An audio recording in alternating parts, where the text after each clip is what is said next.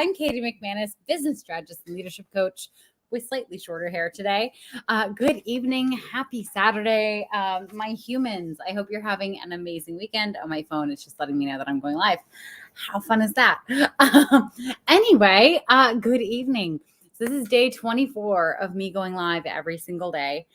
Today has been a jam-packed day. I literally dropped my dog off at doggy daycare and went to New York for the day. And I went fabric shopping and I saw friends for lunch.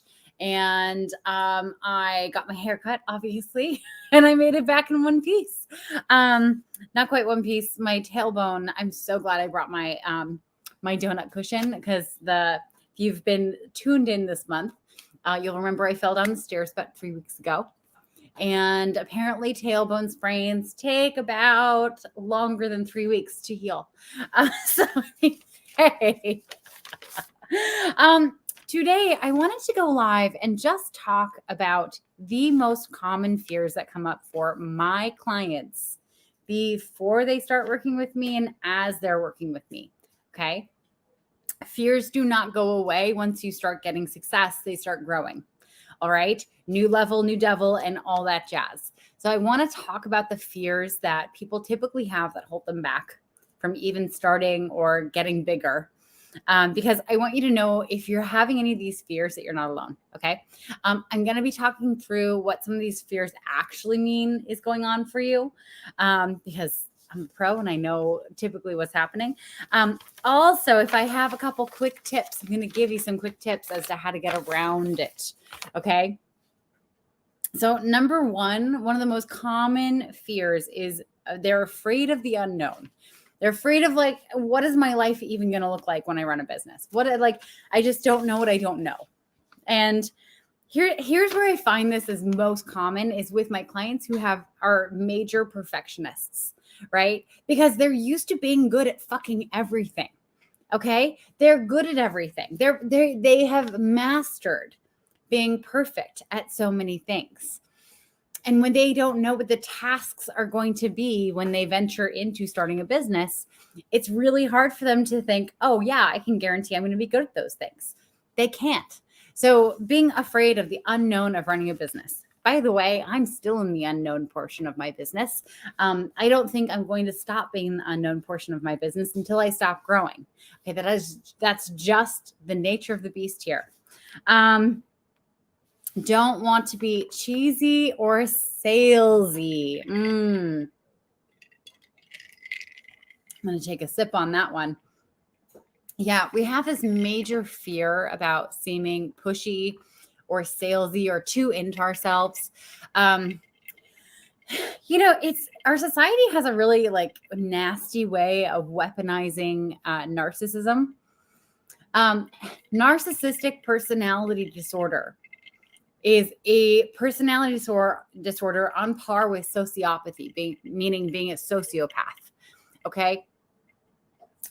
Sociopaths and narcissists are not actually concerned with the fact that they're sociopaths and narcissists, okay? They don't care.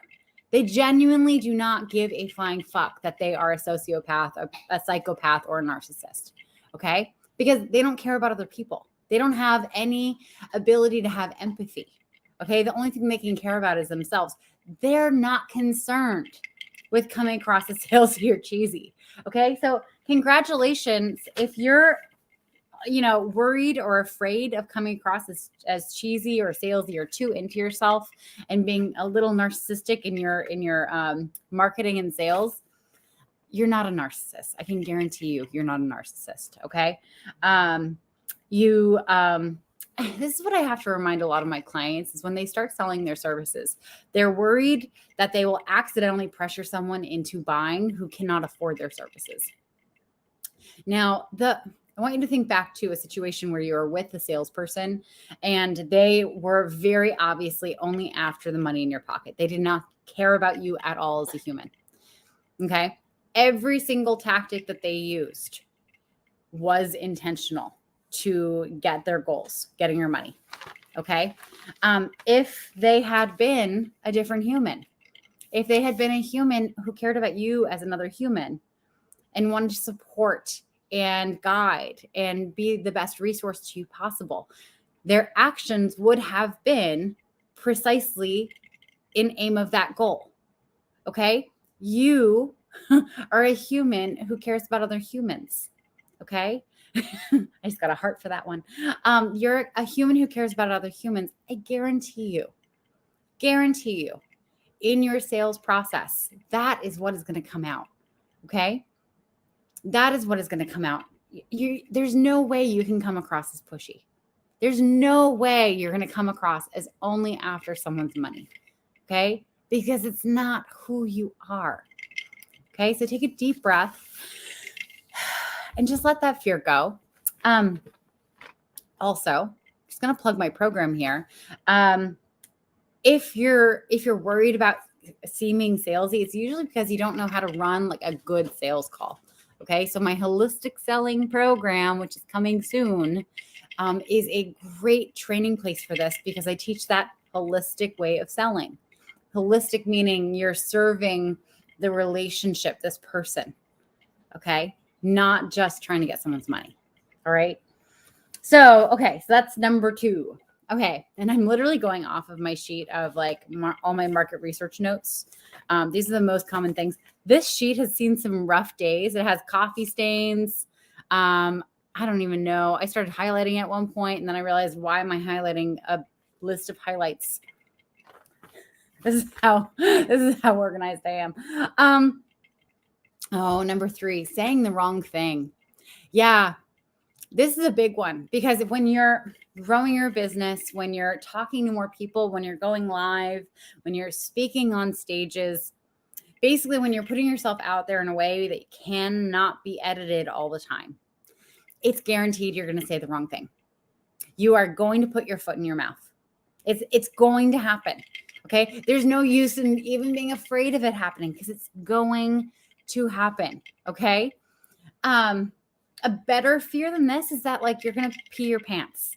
Okay. Because it's less likely to happen. It's far less likely to happen. Okay. And you can always put on some depends. It's fine. If it's likely to happen for you, no worries. You can protect yourself. So being afraid of saying the wrong thing is kind of like being afraid of the dark. Like there's going to be moments where it's dark. Okay. So what you have to figure out is like, how are you going to help yourself through it when you do say the wrong thing? Okay. You have to find your night lights. You have to find like the glow in the dark stars that you put on the ceiling that light up your room. All right. So, I mean, I say the wrong thing all the time. And one of the ways that I deal with it is I pause for a second. And I say, oh my God, something came out of my mouth that I am not comfortable with. And that's not what I meant. Or it was a weird wording of something. Excuse me. I just have to clean this up in the moment. Okay. That's how you deal with it. If you ever say the wrong thing to an individual, and it gets weird between you get to say, oh my God, like I just said this thing and I need to clean up this mess that I just made by saying that thing. Okay. You're a human. Okay. Humans fuck up all the time. Okay. Like we're going to open a history book at some point. It's all just fuck ups over and over and over again. Okay. The people who are remembered for their fuck ups though, are the ones that made huge impact on the world. Okay. They said the wrong thing all the time, but they also had huge impact in the world. Now, whether that's for good or evil, that's up to you. I hope it's for good. But for you, like you get to own that you said the wrong thing. You get to apologize, you get to clean it up. And hopefully you're in relationships with people who understand that you are a human and that mistakes are going to happen. One of the best things that I learned in my business is that when I screw up and it's kind of public and it's kind of in front of a bunch of people, and I own it, my clients actually feel a little braver to go out and be themselves and potentially say the wrong thing because they saw it modeled that it was okay, that it could like something could go wrong and then you can make it right. Okay. So go forth and say the wrong thing. Say the wrong thing because you know what? You're probably going to say 98% of the right thing that people need to hear. and they're not hearing it now because you're worried about that 2%. Okay. Okay. So, people are afraid of doing all this work for no results. Okay. So, this usually comes from this fear of doing all this work for no results. It comes, I'm speaking to you course buyers that I am one of you. Okay. It comes from buying online courses that are not a fit for you, or buying business books that aren't a fit for you, by buying instruction manuals that are not a fit for you, and doing some of the work and not getting anywhere with it, getting frustrated and thinking this isn't leading anywhere. What am I doing? Okay. It's essentially you have broken trust with yourself. Okay. Now you're gonna not get paid for a lot of the work when you start your business. That's just a matter of fact. Okay. No one is paying you to start this business.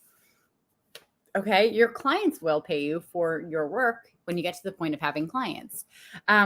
This is where having a custom strategy that takes your personality type, your style of working, your timeline, like how much time you have available in your week.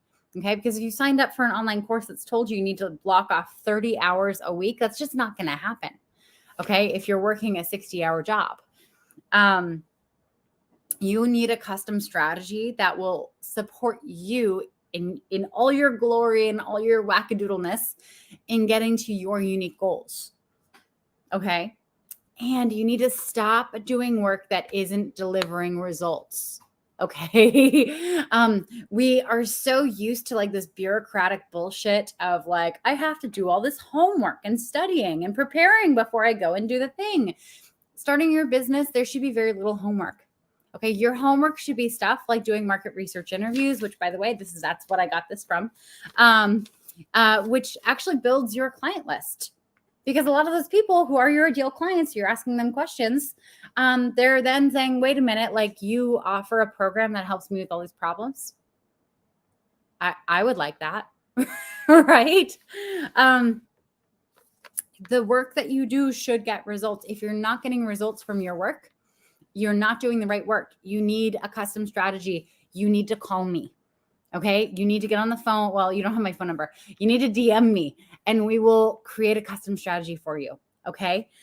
Because that's not okay. That's not okay. That's not anything I want to be happening for you because it's so demoralizing. So demoralizing. It's exhausting. And it makes you think that there's just something wrong with you. And I can tell you, I don't even have to know you. I know there's nothing wrong with you. Okay. You're just doing the wrong work. You need to be doing work that gets results. And that's what I help my clients do. Okay. So that is fear number 4. Fear number 5. I had this big time. They're afraid of how long it will take. Yeah, I was afraid of that one too. So being afraid of how long it will take is a weird one because like you're basically telling the universe, I really want this. I'm going to pour all I have into this, but you owe me X amount of dollars by this date or else I'm not continuing this. I want you to think about how in relationships, sometimes women do this to men. You know, they go to their boyfriend and they say, okay, I'm ready for marriage. I'm ready for marriage. And you have until this date to propose or I'm gone. Okay. That doesn't always work out. Actually, often it doesn't work out. Okay. The universe, like non-committal men, are on their own timeline. Oh, you okay, Luna? Okay. Luna just kind of coughed up something. That was lovely. Okay. So the universe is on its own timeline. We cannot demand that the universe be on our timeline. It's never going to work out that way. What we can do is we can set goals and intentions, and we can invite that money in. We can do all the goddamn work to make it happen. Okay. But it's not a guarantee. And if you're playing like, here's the timeline of how much money I'm going to make by when, that's a real tough one to play. I tried doing that in the beginning of my business, and I still have those little like charts of money coming in floating around here. My business didn't grow anywhere near what that looked like. Okay. It just didn't. It actually grew better. And so it's actually funny when you set timelines like that on the universe for delivering certain amounts of money.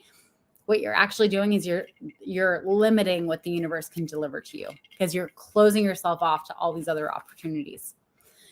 I'm going to do a couple more. Okay. I'm afraid that I'll have to go back to work. Okay. So if you're afraid of going back to work, hold on one second. I should have chugged some water or something before I started this.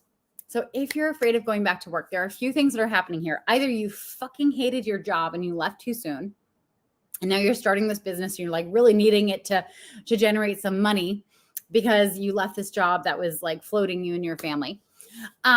Or you've made it mean something about you that you have to make this succeed because you can't be doing this and have a full-time job. Now, one of the things I tell my clients and really anyone who comes to my Brave Biz Labs is, I don't believe in plan Bs. I don't believe in plan Bs. Okay. I believe in a plan A that supports you in every way that you need to be supported right now. Okay. Many people need to have a full or part-time job while they're starting their business. Okay. I don't care if it's waiting tables, if it's doing some marketing consulting, if it's being an accountant part-time, if it's doing anything that you used to do in your old career, if it's still having your old career and starting this job on the side. Okay. If that's what you need to be mentally in the game of your business and not have this whole like, well, if it doesn't succeed by this point, then I'm out. That is okay. There's nothing shameful about that. All right. Okay. That you do not need to have a plan B. It doesn't mean anything about you if you have a job waiting tables while you're building your consulting business. It doesn't mean a damn thing. One of my favorite examples of this is Elizabeth Gilbert. She wrote the worldwide bestseller, Eat, Pray, Love. She wrote this book, Big Magic, after that, where she explained that really, she was a waitress in addition to being a writer, I think until her second or third bestseller. And she did that because she never wanted to put too much pressure on her creativity to have to deliver an income. Okay? If she can do it, we can do it. Look at her. Julia Roberts played her, for fuck's sake, like that's fine. Okay. So if you have to go back to work, that's okay. No one's over here keeping track of like how many steps forward and how many steps back you've taken. No one cares. Okay. The only people who matter should only give a fuck that you're happy and you're doing work that lights you up, including you, by the way. That's the only metric for success that you should be caring about. Okay. And that's one of the few times I will should at you. Okay. I'll do one more. Let me see. That they won't have enough clients. So, okay. So this is a fear that like happens, right? When you start off, you're not going to get all your clients all at once. That's not how it goes usually, right? You're going to get your clients one at a time. And there's going to be a chunk of time in the beginning where you're not going to have enough clients. Right? We mitigate this honestly by charging more money. That's it. If being at full time is 10 clients for you and you want to be making $10,000 a month, right? Then I'm going to try to figure out the math on this. Okay. So, and it takes a while for you to get clients. Maybe you work B2B or, it's just a long sales cycle. Yeah, you can absolutely say, okay, cool. I need 10 clients at $1,000 a month and build up towards that. Say it takes 10 months for you to get those 10 clients. Wouldn't it be easier if you charged $2,000 a month per client? And that way, even if you only got 3 in the first 6 months, you'd still be at $6,000. Okay. And think of the amount of marketing that you could be doing and the other things that you could be doing in addition to this to be bringing money in. Okay. If you're worried that you're not going to have enough clients to survive, then the key is actually raise your rates and charge more money. Luna is having a little drama right now. So I'm going to honestly just leave it there. Thank you so much for tuning in for this. Now, if I spoke to any of the fears that are going on for you in your business and you're wanting some help to move through this, then what I want you to do is shoot me a DM. I'm going to send you a link to book a Generate Income Strategy call with me. And we're going to assess what's going on in your business right now, map out a course for success going forward. Any questions you have, you can ask me in the DMs or we can talk in that call. Anyway, happy Saturday, everyone. Thank you for those of you who joined. I hope this is helpful. And I will be seeing you in my live tomorrow. Okay, have a good night. Mwah. Okay, Miss Luna.